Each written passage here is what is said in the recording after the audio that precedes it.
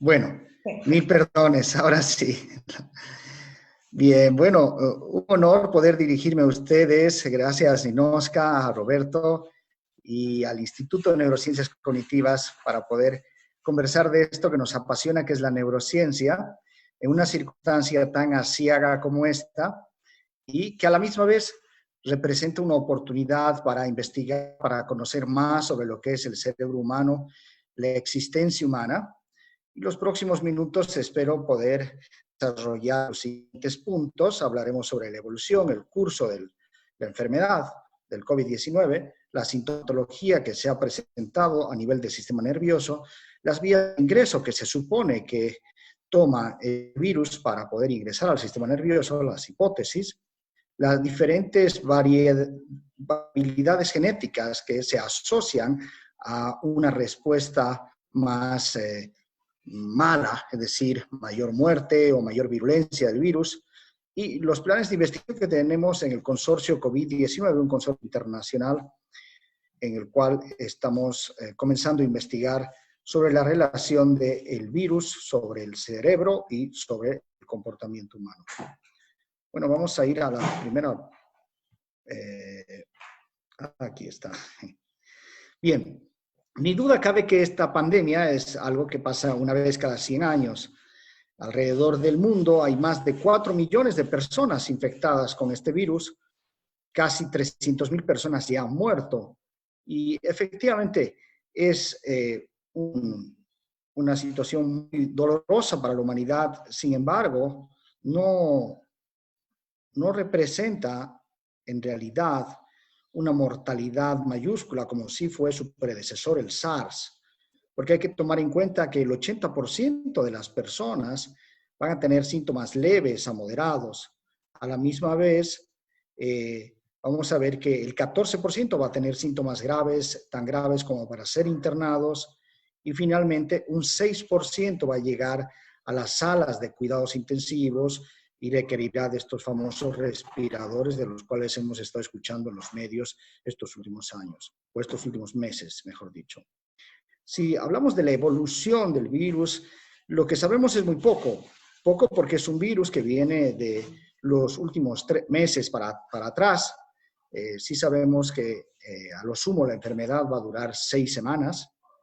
Algunas personas van a tardar hasta 3 meses en recuperarse, pero no tenemos una idea clara de la evaluación, o mejor dicho, del impacto crónico post-infección. ¿Qué va a pasar con estas personas? ¿Van a tener algún tipo de secuela? ¿Va a ocurrir algún tipo de comorbilidad?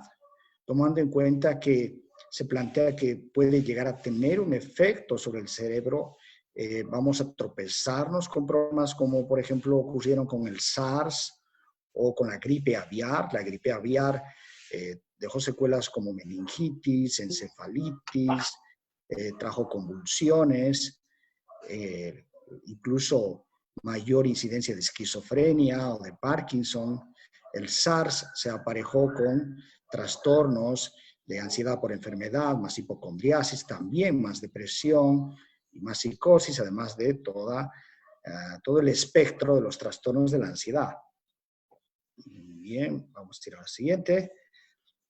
Si vemos los síntomas del SARS-CoV-2, ¿no?, del virus SARS-CoV-2 y su enfermedad que se llama COVID-19, vemos que efectivamente al inicio se habló sobre todo de los síntomas respiratorios, la tríada típica, ¿no? La tos, la fiebre y la dificultad para respirar.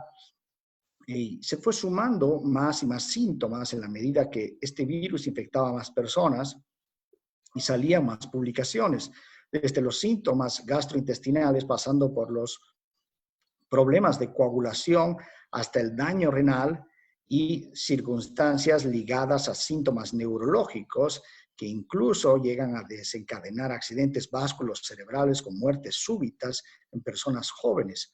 Porque efectivamente lo que se ha ido diciendo a lo largo de estos meses ha ido cambiando literalmente semana tras semana, desde que no se transmitía de humano a humano, pasando de que solo le da a las personas mayores, acabando en que este virus no es tan virulento, no es tan peligroso, la gripe es más peligrosa y hasta el momento pues vemos que no, por el contrario, está matando más gente que la gripe común y aún queda mucho por andar y las proyecciones no son buenas cuando vemos el efecto que puede tener este virus.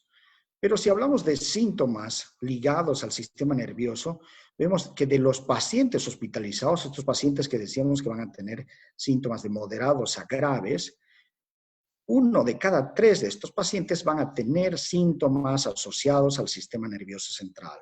Los más característicos, mareos, cefalea, anosmia y ageusia.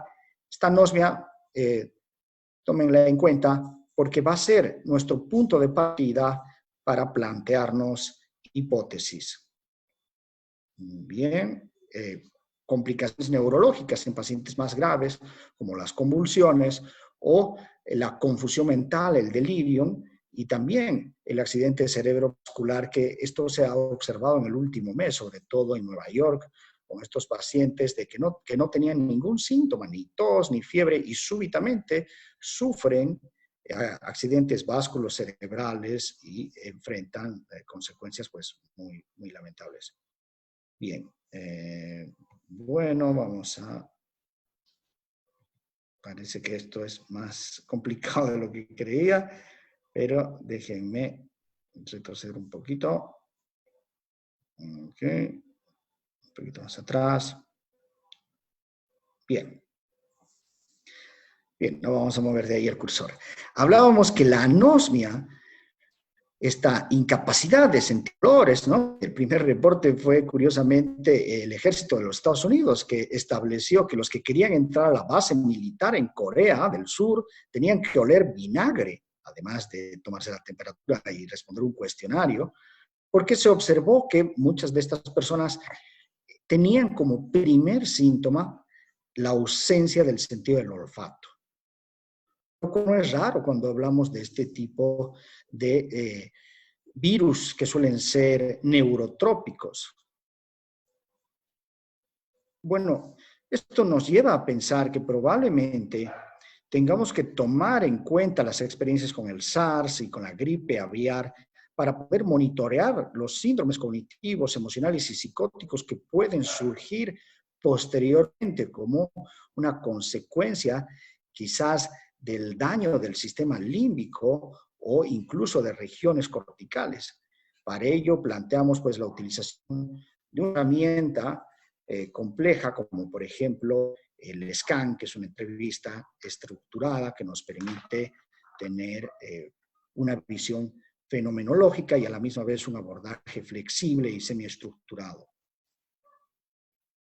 Bueno, pero antes de entrar a la vía de acción sobre el sistema nervioso, las hipótesis que se manejan, me gustaría recordarles las características de este virus, ¿no? Recuerden que se llama coronavirus porque tiene estas espinas, estas púas que van a ser insertadas en el receptor angiotensina 2, en el AC2, que tienen las células. Esto va a permitir que este virus, por endocitosis, sea absorbido a la célula, donde curiosamente, a diferencia de otros virus, no va a ir a buscar el ADN, no va a ir al núcleo. A él le basta con los ribosomas y va a ir al ARN, donde va a generar millones y millones de copias de sí mismo, destruyendo la célula. Los primeros reportes hablaban de que esto era una neumonía, porque básicamente destruía las células de los alvéolos que revestían los pulmones y luego se acumulaba líquido y la persona moría asfixiada. Pero posteriormente se han descrito estudios, sobre todo hay un estudio con ratones transgénicos, con receptores AC2 de humanos, ¿no? Es decir, son ratones modificados genéticamente que van a tener receptores AC2 muy parecidos a los seres humanos. Y ahí se encuentra que existe este potencial neurotrópico, porque típicamente el virus tendría 2 rutas. Esta ruta típica por bronquios, donde ingresa a los pulmones y luego va a traer fallo respiratorio. Posteriormente se ve que hay falla sistémica, múltiples órganos, inclusive falla renal. Pero este estudio revelador de los ratones plantea la hipótesis de que habría otra vía, una vía por el bulbo olfatorio. Por el bulbo olfatorio, una vía rápida para llegar hasta el cerebro y producir un daño significativo. Bien. Ok. Bien. ¿Cuál es el mecanismo que se plantea? Se cree que cuando ingresa el virus, el SARS-CoV-2, mata células a nivel nasal y ahí se va a producir esta dificultad para oler. Curiosamente, se ha descrito anecdóticamente que hay personas que tras experimentar esta anosmia también van a sentir desapego emocional, va a haber deterioro cognitivo, reforzando la hipótesis de que el virus podría ingresar por esta vía y atacar estructuras tanto corticales como subcorticales.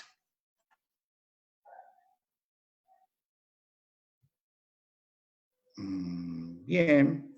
Bueno, y podría llegar inclusive al sistema límbico y dañar estas estructuras que nos permitirían entender por qué se van a presentar síntomas de depresión, por ejemplo. Hay un reporte de una doctora de emergencias en Nueva York que la personalidad que tenía pues era de una persona muy agradable, muy enamorada de la vida, pero tras unas semanas de tratar pacientes con COVID-19 en Nueva York y tras contagiarse de COVID-19, sus familiares reportan cambios dramáticos de conducta, como si le hubiera cambiado la personalidad. Esta doctora acabó falleciendo, acabó suicidándose. Los reportes de suicidios espectaculares en Italia, una enfermera que ingresó al mar para matarse, ¿no? Entonces, estos cambios tan bruscos, tan dramáticos, pareciesen decirnos que este virus tiene una influencia sobre el sistema nervioso central mucho mayor de la que podemos haber estado sospechando hasta el momento. Y la verdad es que las alteraciones, las disfunciones olfatorias se han asociado en el pasado a enfermedades neurodegenerativas. Virtualmente, todos los pacientes de enfermedad de Alzheimer tienen anosmia. A la vez, se ha descrito, por ejemplo, que la anosmia precede a los síntomas motores en la enfermedad de Parkinson. En el caso de la esquizofrenia se ha identificado que existe alteraciones de la olfacción, esta anosmia, tanto en el primer episodio psicótico como en la esquizofrenia crónica. Y finalmente, inclusive en la hiposmia se ha asociado envejecimiento cognitivo normal, pero correlacionándose con el adelgazamiento de la corteza entorrinal. También hay que describir que esta hiposmia se ha correlacionado en este tipo de pacientes con envejecimiento normal con depósito de amiloide y en las personas con enfermedad de Alzheimer con deposición de amiloide y obviamente deterioro cognitivo. Estas correlaciones estadísticas existen y llaman la atención y tal vez nos están diciendo que es un fenómeno que deberíamos poner atención porque sería la alarma que se activa cuando el virus entra al sistema nervioso central. Ahora vamos a hablar un poco de genética, que también es un campo en gran expansión y que ha recibido mucha atención en esta pandemia, porque los trabajos que han ido saliendo han sido sumamente interesantes. Lo primero que tenemos es este estudio chino, que efectivamente es un estudio con una población con un N muy pequeñito, pero también hay que tomar en cuenta que esto recién está comenzando. Y este estudio describe que las personas con el tipo sanguíneo tipo A son personas que responden peor al virus, es decir, se enferman más gravemente y tienen muchas más chances de muerte por culpa de la infección si se compara con tipo B, con tipo AB o con tipo O.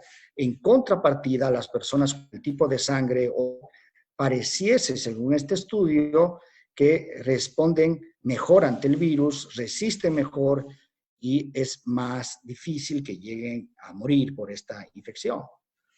Por otro lado, tenemos este enorme estudio que ha estado haciendo Islandia, que ha aplicado estos tests de COVID-19 para detección de SARS-CoV-2 al 0,8% de su población y todavía sigue aplicando. Lo que han encontrado es que en esa muestra el 13% fue positivo, pero lo singular, lo significativo fue que los hombres tienen más chances para enfermar de esta enfermedad y también las personas, pues los adultos, inclusive los adultos, ¿no? Los niños estarían protegidos, las mujeres tendrían menos probabilidades y estamos hablando de un estudio gigantesco, tal como suelen hacer los nórdicos. Hay otro estudio que correlaciona a que existiría mayor receptor AC2 en varones y que por eso el virus tendría más chance de actuar negativamente sobre la célula.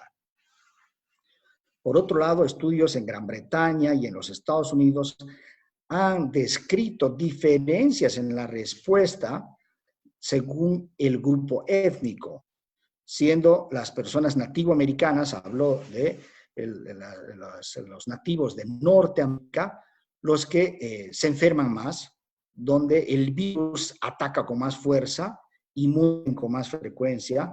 Mire, al otro extremo están los asiático-americanos. Esto es curioso, ¿no? Porque aun cuando las cifras de China son dudosas, también es cierto que si comparamos las muertes en China cerca a los 4,000 versus las muertes en Italia, en España, en Reino Unido, en Estados Unidos, es como si estuviéramos hablando de otra enfermedad. Y aparentemente los asiáticos tendrían mayores probabilidades de responder inmunológicamente a este virus. Bien, este gráfico que tenemos es impresionante, es algo que se llama epidemiología genómica. Resulta que hoy se puede rastrear el genoma de un virus, cómo este va cambiando. Es interesante cómo al principio ven que las líneas son sobre todo lilas.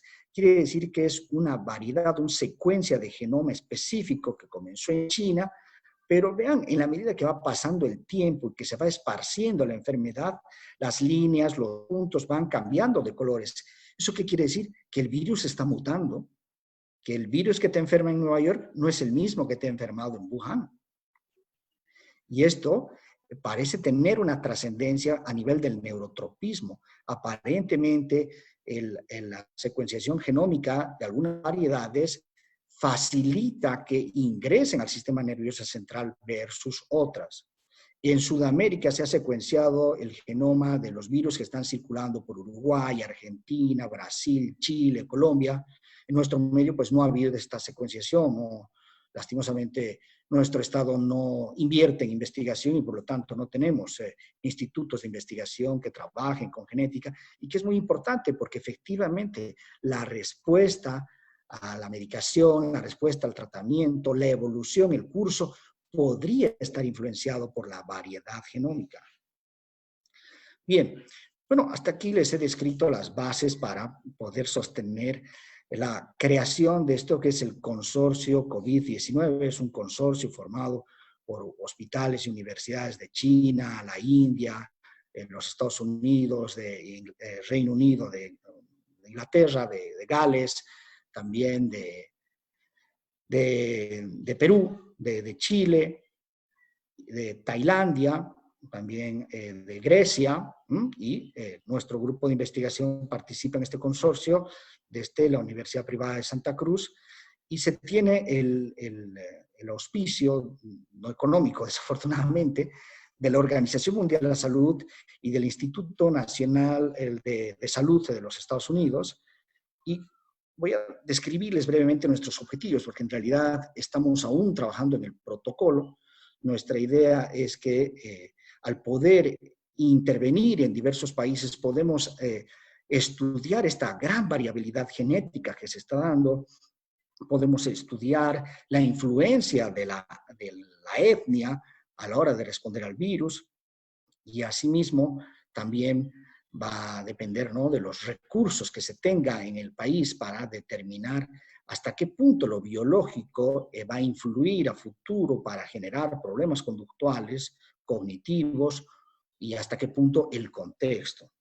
Bien, nuestros objetivos son los siguientes.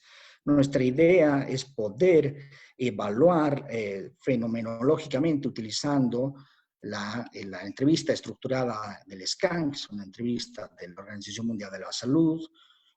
Tenemos personal entrenado a lo largo de estos años en nuestro medio, con gran esfuerzo de parte de ella sobre todo, y queremos correlacionar la presencia de fenomenología neuropsiquiátrica con la presencia de anosmia en personas que se han recuperado del COVID-19. También esperamos escalas de reactividad emocional, el PERS, y una batería neurocognitiva que un centro de nuestro consorcio ha desarrollado y que la utiliza hace ya varios años, que es una batería neuropsicológica libre del sesgo del lenguaje, permitiendo evaluar incluso personas que tienen baja educación sin que esto interfiera. Por otro lado, nuestro objetivo también es recolectar muestras biológicas para análisis de datos ómicos, hablamos de genes, y genotipar el virus que está afectando a cada centro que participe en la investigación. El objetivo 2 va a ser la evaluación a largo plazo. Para ver qué impacto puede tener este SARS-CoV-2. ¿Será parecido al SARS? ¿Será parecido a la gripe aviar o a la gripe española? Se describieron suicidios, depresiones en personas que se habían recuperado de la gripe española tiempo después de que esta pandemia se había ido del mundo. Nuestro objetivo es que esta cohorte reclutada sea evaluada al inicio, a los 9 meses, a los 18 meses, y poder establecer un mecanismo de monitorización que nos permita que estos pacientes no se pierdan, ¿no? Y saber cómo les va yendo. Finalmente, nuestro tercer objetivo, y que es el más interesante desde el punto de vista de la neurociencia, es evaluar la disfunción olfatoria inducida por el COVID-19 y viendo si este es un predictor de la conectividad funcional anormal en circuitos límbicos y olfativos. Pretendemos en una muestra de mayores de 45 años, infecciones documentadas de COVID-19, que hayan sufrido los 90 días, con y sin anosmia, ¿no? 30 con anosmia, 30 sin anosmia. Ambos grupos han tenido que haber enfermado de COVID-19 y pretendemos medir los volúmenes límbicos con imágenes de resonancia magnética funcional, medir la conectividad estructural y funcional y utilizar biomarcadores de demencia con tomografía de emisión de positrones para establecer una relación. Si existe algún tipo de correlación entre la anosmia clínica, el compromiso olfativo y el circuito de la memoria. Y finalmente, pues, queremos identificar qué puede estar interviniendo para que este virus pueda pasar esta barrera hematoencefálica, y esto pretendemos hacerlo con resonancia magnética o con contraste gadolino.